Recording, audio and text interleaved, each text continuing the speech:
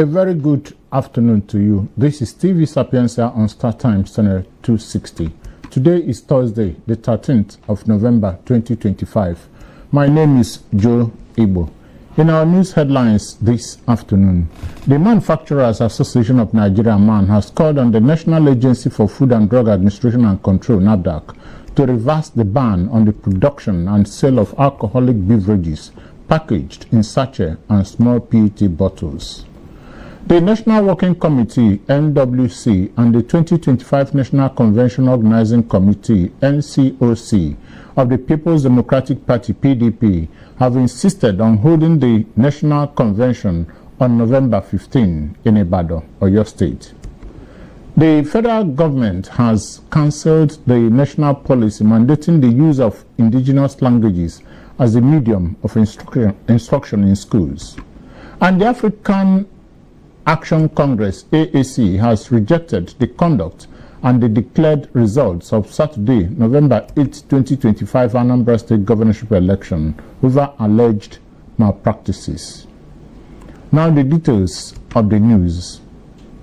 The Manufacturers Association of Nigeria (MAN) has called on the National Agency for Food and Drug Administration and Control (NAFDAC) to reverse the ban on the production and sale of alcoholic beverages packaged in sachet and small PET bottles by December 31, 2025.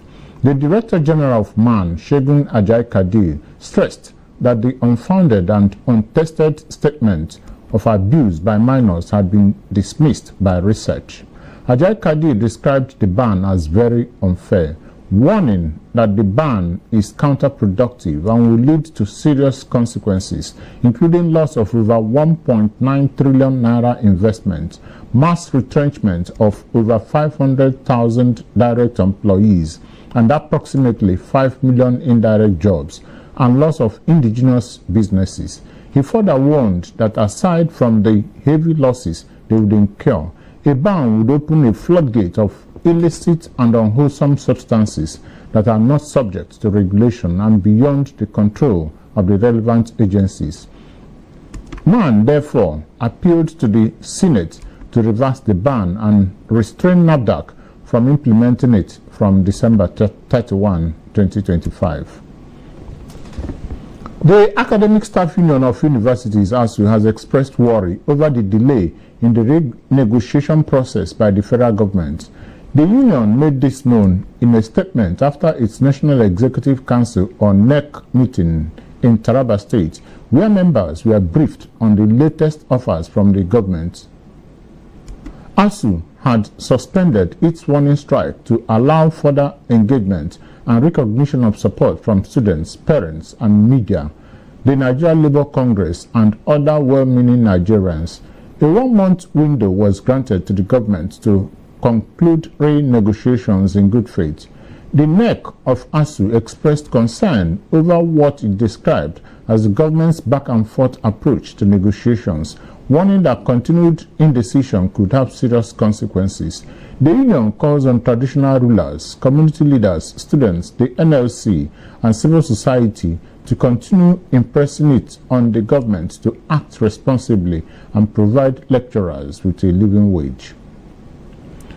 The National Youth Service Corps (NYSC) has announced that the 2025 Batch C orientation course will commence on Wednesday, November 19, 2025, across all NYSC orientation camps nationwide.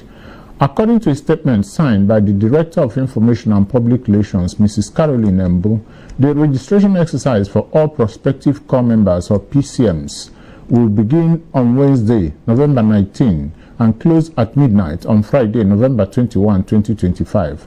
The statement further noted that the swearing-in ceremony for the new corps members will take place on Friday, November 21, while the closing ceremony is scheduled for Tuesday, December 9, 2025. The NYSC orientation course marks the official commencement of the one-year national service. It serves as an avenue for corps members to be equipped with essential leadership, discipline, and entrepreneurial skills that will aid their integration into host communities. The Director General of the NYSC, Brigadier General Lakunle Nafiu, has urged them to be law-abiding, committed, and patriotic throughout the exercise. The federal government has announced plans to rehabilitate existing dams and construct new ones across the country in an effort to boost irrigation and hydropower generation. The Minister of Water Resources and Sanitation, Professor Joseph Utsev, made this known during an assessment tour of the Azare Jere Irrigation Project and the Gurara Multipurpose Dam in Kaduna State. Professor Utsev said President Bola Ahmed Tinubu has mandated the ministry to enhance food production through irrigated agriculture, improve power generation, and create more job opportunities for Nigerians. The minister explained that the visit was to assess the condition of the facilities and identify challenges that require immediate attention. He added that new dams would also be constructed, including along the Sokoto-Badagry Highway, to further support irrigation and increase power supply to the national grid. The National Working Committee (NWC) and the 2025 National Convention Organizing Committee (NCOC) of the People's Democratic Party (PDP) have insisted on holding the National Convention on November 15 in Ibadan, the Oyo State capital. The PDP National Publicity Secretary Deborah Ologunagba stated this in a statement in Abuja. Ologunagba, who is also the Secretary, Publicity and Communications Subcommittee of NCOC, said that the National Convention has not been postponed. He urged PDP members and Nigerians in general to disregard what he called misleading claims being peddled by some individuals who he claimed had been recruited by the All Progressives Congress (APC) to disrupt the National Convention. He said the NCOC and the PDP will continue to work assiduously around the clock to ensure a successful National Convention in Ibadan, the Oyo State capital, as scheduled. The federal government has cancelled the national policy mandating the use of indigenous languages as a medium of instruction in schools. The Minister of Education, Dr. Tunji Alausa, stated this at the 2025 Language in Education International Conference organized by the British Council in Abuja yesterday. In 2022, the federal government approved a National Language Policy, or NLP, which stipulates that from early childhood education to primary 6, the language of instruction will be in the mother tongue or the language of the immediate community. The policy aims to promote indigenous languages, recognize their equal status, and improve early childhood learning outcomes, while English remains the official language used in later education and formal settings. Speaking at the conference, Alausa said English is now the language of instruction in Nigerian schools from primary to tertiary levels. He said Nigerian children had been performing abysmally in public exams as a result of being taught in their mother tongue. The minister stated that the decision to cancel the policy was based on extensive data analysis and evidence showing that the use of the mother tongue as a primary medium of instruction had negatively impacted learning outcomes in several parts of the country. According to him, data gathered from schools across the country revealed that students taught primarily in indigenous languages recorded higher failure rates in national examinations and struggled with basic English comprehension. The minister urged stakeholders with differing views to present verifiable data to support their positions, adding that the government remained open to evidence-based dialogue that would strengthen the education sector.